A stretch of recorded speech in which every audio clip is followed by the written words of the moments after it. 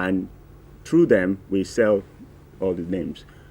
In addition to that, because we have a multi-stake board members. They are representatives from the civil society, from the journalists, from CPN, the Computer Profession of Nigeria, from NCS, from ITAN. These are all part of our board members. So we interface with all those ICT-related organizations that way. Okay, now I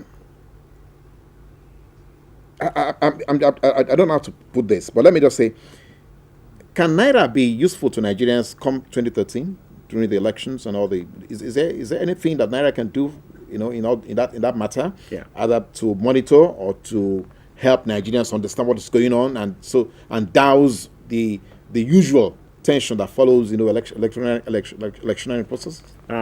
Indirectly, yes.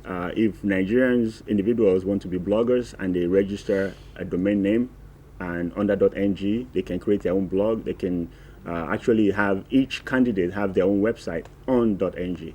It's strange that you see our politicians using .com to promote themselves, but some of them are beginning to understand that .ng is a platform. So, see, when you keep all that content local, it's a lot easier. There are actually benefits to having a resource located in Nigeria. It's faster to reach. Yes, because it's 24 hours after all. Now, okay, the question right now is this.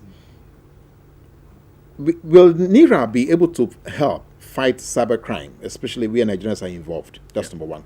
Number two, can NIRA also be helpful to government to deal with security issues that we are really, we have every day is thrown in our face, a bomb going up there, some people being killed, some people being kidnapped, foreign workers are now scared to come to Nigeria because you're not sure you're going to survive 20 years in the country and all that. So what can NIRA do to help government either to, if it's possible, to monitor these things or to prevent or to preempt or to, to manage, after effects? There are two sides to this question. It's an excellent question. There's cybersecurity and there's a physical security. Yes. NIRA is more geared to benefit Nigerians on the cybersecurity side. Yeah. The physical threat still has to reside with the military and the soldiers and all that, and the police. But in terms of cybersecurity, NIRA actually can play a central role. And like I said earlier, it starts with the domain name. Okay, if everybody understands that if you're dealing with a Nigerian entity, it ends with a .ng. We have a database of everybody that owns a .ng domain. Okay, whether you're an individual or you're a company or you're NGO, whatever, we have a database of all the registrants, as we call them. So it's important. So if we tell the whole world that, look, if you really want to deal with a Nigerian, you must have a Nigerian passport. Right? If I'm traveling to US and I'm going on my Nigerian passport, the first thing they ask me when I get there, show me your passport. So I know who you are. Because I've been issued by a Nigerian entity.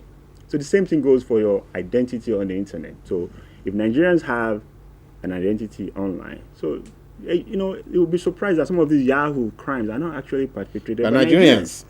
But Nigerians may be the biggest portion of it. So going back to cybersecurity, we have a database of every registrant. And it's important. So if a crime is committed by a domain name or via the use of a domain name, we can actually find out who did it. It's very simple.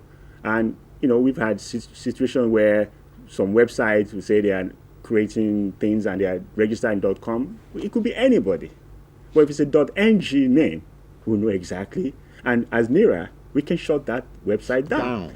If we prove, because we don't want to be, the policeman of the entire Nigerian cyberspace. Yeah, exactly. Because it's a country code level domain, you are required to show some proof that you are the owner. And you don't have to be a Nigerian to use .ng, by the way. But if you are registered, we can find out who's using that website, and then we can report to the right authorities.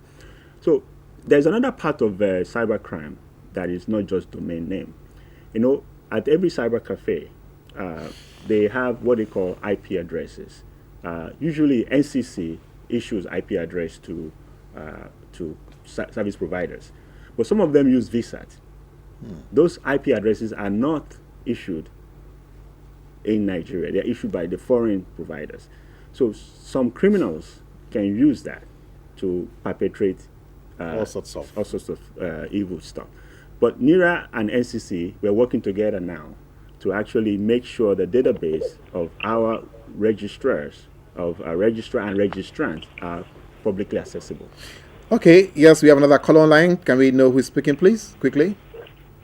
Yes, this is Felicia again. Oh, thank you, Felicia. You're tracking us. His number, so I can reach him. No, the phone number will be on that site. That's what it says. Yes. He wouldn't like to On leave what his number site? on the public medium.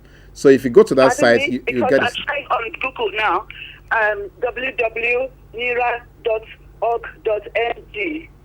Is that your website? That's our website. Yes. Yes. There's a phone number there on the under contact us. Oh, it says no messages. We lost Maybe you. I didn't get the because you said I should reduce my volume. So can you tell me now? On our website, there is a contact us. There's a phone number there. There should be at least 2 phone numbers. Okay, what is your website? NIRA, NIRA.org.ng. So www.nira.org.ng. Felicia, did you get that? Felicia, did you get that? Nira.org.ng. N for Naira. NG. Okay. The Nira, is it in capital or small? It doesn't No, it doesn't matter. It's not case sensitive. It is not case sensitive.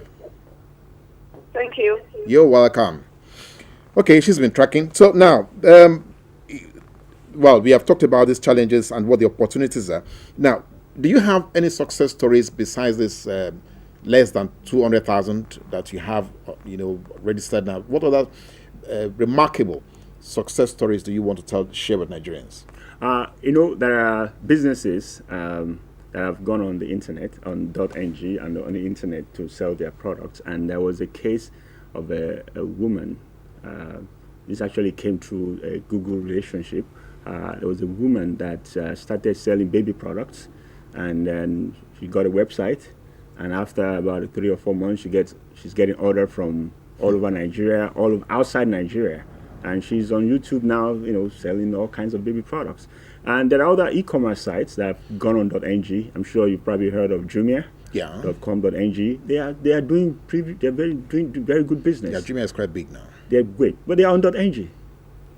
So there are other stories like that. Etisalat, one of our big telephone companies, they are one of the few ones that use .com.ng. MTN started their own business for promoting businesses online. Yeah. So there are quite a few of them that have gotten the message. We still have a way to go. No, we are not going to leave you yet because there's still so much that we have not talked about here. Now, you said something about YouTube, BlackBerry, and all that. But I'm getting aware of the fact that the rest of the world is moving away from BlackBerry business and ping business. Why are Nigerians caught in that trap? It's an interesting business model, and the BlackBerry success here, it's actually because of their data plan. All right, so when you buy a BlackBerry, you get some bundled data services with it. So for 1,500, you can ping your friends and all that. So Nigerians have been clever to utilize that, and all the functionalities of BlackBerry, it's actually possible on other platforms, iPhone and Android platform. They have all that, but their data packages were not designed by the telephone companies as such. So I really, see. the telephone companies are making BlackBerry continue to survive in Nigeria.